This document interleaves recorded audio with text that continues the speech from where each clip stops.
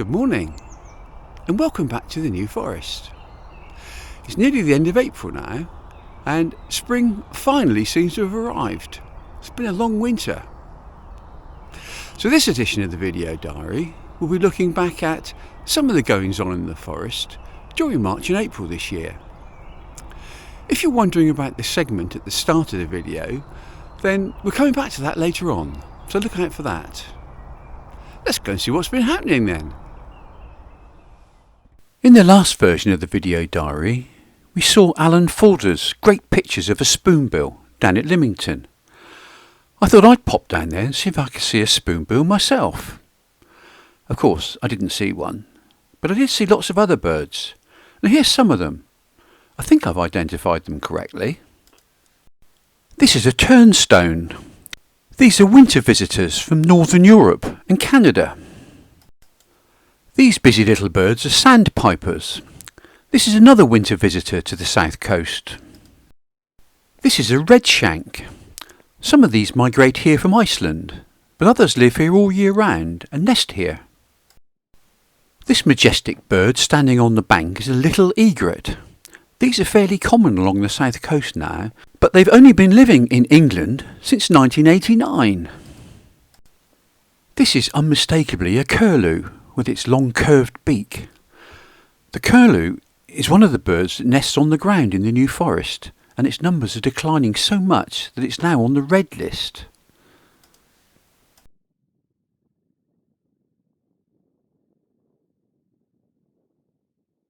And this is a male widgeon, another winter visitor from Scandinavia and Iceland.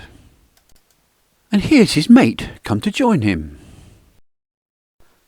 So I didn't manage to see a spoonbill, but I did see several other interesting birds. When I went to look for the spoonbill down at Lymington, I walked through the boatyard. Lots of work going on to prepare the boats for the coming season. This one's gift wrapped, ready to go to its new owner. I also walked past the seawater baths, which are empty for safety reasons, as the baths are closed out of season. This is the oldest outdoor seawater baths in the UK. In the summer season, the baths look like this. In the last diary, we saw the man that I'd met in the forest who wasn't wearing any boots. I read recently in the Lymington Times of a man who only wears his boots in the forest, but nothing else. He's a naked rambler. I believe that he's been spoken to by the police. Walking around naked in the forest is an odd thing to do, especially in the cold weather. If it was me, I think I'd wait until the weather warmed up. The first week of March was cold but dry. The second week was cold and wet. On March the 8th, we actually had some snow.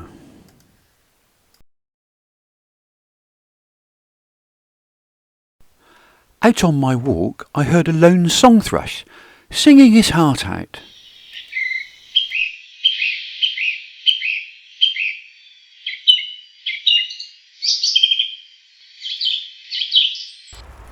The snow soon melted, and the second half of March was a bit warmer, but with loads of rain. The ground was wet again. March is the start of the birds' nesting season, and this includes the rare ground nesting birds, which nest in the open heath areas of the forest.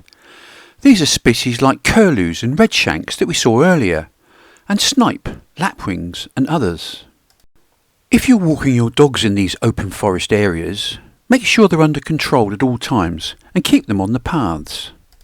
In case you're not sure which sort of areas you should avoid, it's the open forest areas like this, which you'll see throughout the New Forest. The spring flowers are in full bloom by the end of March, and I think the cooler than usual weather helped them to flower for longer than usual. After the driest February on record, March was the wettest March for 40 years, and also had the lowest amount of sunshine on record. It was also chilly. Well, I hope you're enjoying the video so far. If you are, please give us a like and subscribe to our channel. Thanks very much. April began with slightly warmer weather, but we had a lovely sunny Easter until the bank holiday Monday washout. The New Forest Reptile Centre opened for the first time this year for the 2 weeks of the school holidays at Easter. The reptiles have all woken up from their hibernation and taking advantage of the sun when it was out. If you visit the Reptile Centre, you'll see that all the reptiles live in their own outdoor environment. These are called pods. Each pod is covered with netting to stop predators eating the reptiles. The netting also stops people putting their hands in to try and touch the reptiles. Definitely not advised at the adder pod.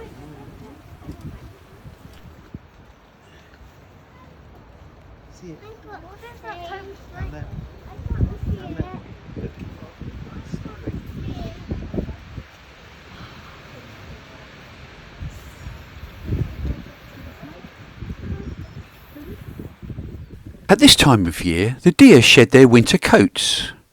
You can see these fallow deer, filmed in the woods in late April, looking a bit moth-eaten. No look back at March and April would be complete without a mention of the dawn chorus. At this time of year, the male birds sing to attract a mate and to defend their territory.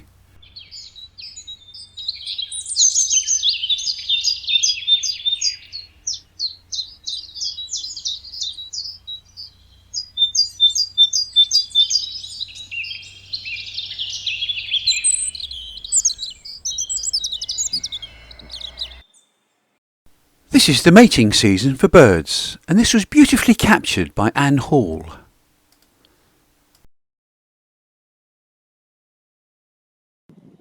Here's a female mallard with her ducklings that have recently hatched. Sadly, most of these ducklings will end up as lunch for a predator's chicks. Nature's food chain seems very cruel at times. Now back to the opening sequence of this video. There are signs in most of the public car parks in the New Forest and other areas asking people not to touch the ponies. But still, people do touch the ponies. This child was very nearly injured. It was filmed by commoner and New Forest author Sally Marsh. This just shows how quickly somebody can be injured. You can also now be fined for feeding or petting the ponies. So if you visit the New Forest, enjoy looking at the ponies, but don't go too near them. They are wild animals. I've put a link to Sally's book website and her Facebook page in the text below. Have a look. If you like the forest and ponies, you'll probably be interested in Sally's books. And that brings us to the end of our look back at some of the things that went on in the New Forest during March and April. Thanks for watching, and if you've enjoyed the video, please subscribe to our channel to see more videos from the Country Traveller.